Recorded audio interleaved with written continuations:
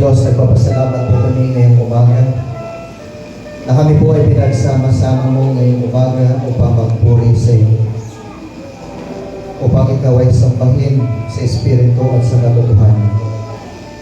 Salamat po, Diyos, sa iyong mga salita mula sa mga awitin na nagpapaalala sa amin kung gaano kang kabuti, kung gaano kang kadakila sa aming buhay. Salamat po, Panginoon, dahil meron kaming napakalaking Diyos. Meron kaming Diyos na nagbibigay sa amin ng lakas ng loob tuwing kami ay natatakot at pinanghihinaan ng kalooban. Salamat po sapagkat meron kaming Diyos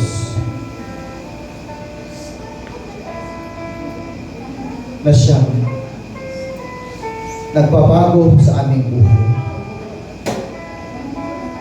At tunay nga po, Panginoon, na kung kami ay mananalig sa iyo, sasampalataya sa iyo, magtiwala sa iyo, ang aming buhay ay iyong babaguhin. Ang aming pagkatao, ang aming puso. Ganon din po,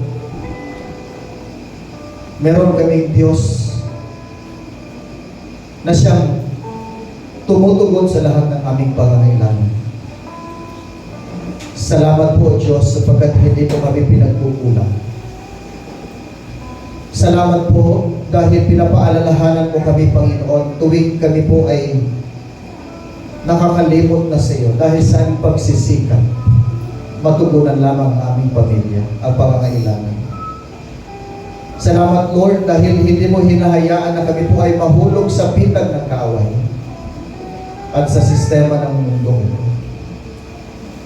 Ipinabalik mo pa rin kami, Panginoon, pinapaalalahanan mo kami na higit na magtiwala sa iyo sapagkat sa iyo nagmumula ang lahat ng bagay. Ikaw ang Diyos na nakakabatid ng aming pangangailangan. Salamat din po dahil meron kaming napakalaking Diyos na handang magbigay ng proteksyon. Meron kaming napakalaking Diyos na handa kaming ipaglaban mula sa mga kaaway. Maraming salamat po, Diyos. Lord, we worship you. We praise you. And we thank you, Lord, for all the things you have done in us. Thank you, Lord, sa lahat ng pinagkaloob mo sa amin. Salamat po, Diyos, sa iyong kabutihan at sa iyong katapatan. Karapat-dapat lamang, Panginoon, na itaas ka, parangalan ka, luwalhatiin ang iyong pangalan. At tulungan mo po kami na iyong pong mga anak na buong puso na magtiwala sa iyong Panginoon sa kapila ng maraming mga hindi inaasahang pangyayari sa aming buhay. Tulungan po kami na higit kami magtiwala sa iyong Panginoon at hindi po kami magtiwala sa mga bagay na amin pong tinatangkilik. Pagkos kami po ay magtiwala higit sa lahat sa Diyos na nagbibigay kung anong aming mga tinatangkilik ngayon. Patuloy din pong buksan ang aming mga puso at ang aming mga mata na lumapit sa iyo, tumawag sa iyo, magtiwala sa iyo, Panginoon, sa lahat ng oras. At huwag niyo po kami pahintulutan na kami po ay mahulog, Panginoon, sa sistema ng kaaway. Patuloy po kami ibalik, Panginoon, kung saan mo nais kami naroroon. Palakasin mo kami, O Diyos. Pakaingatan mo kami. Pagpalain niyo po, O Diyos, ang iyong mga anak. Sa aming pong pansamantalang paghiwa-hiwalay, Panginoon, pakaingatan niyo po kami. Ilayo niyo po kami sa anumang uri ng kapahamakan. Ganon din po, malayo sa anumang uri ng karamdaman. Huwag niyo po pahintulutan na ang kaaway ay makapasok sa aming puso at sa aming buhay. Ganon din po sa aming mga tahanan, Panginoon. Lord, pagkos ikaw ang siyang maghari sa bawat puso ng iyong mga anak.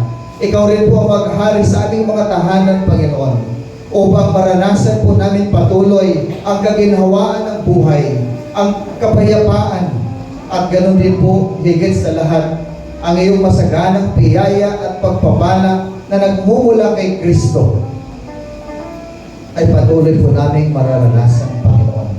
Maraming salamat po. Ingatan niyo po ang lahat, ang bawat isa sa amin. Yung mga may gagawin pa, may mga pupuntahan pa, may mga programa pa, Lord, na mga ugawain, Panginoon, ng iglesia nito.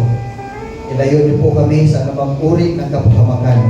Pakaingatan niyo po ang bawat isa. At uuwi kami sa aming mga kanya-kanyang tahanan na may ngiti, may galak sa aming puso. Maraming salamat po, Diyos. Purihin ka, sambahin ka, luwalhatihin ka. Church, sumayin niyo nawa ang pagpapala ng Diyos Ama at ng Anak at patnubay ng Espiritu Santo simula ngayon magpakailanman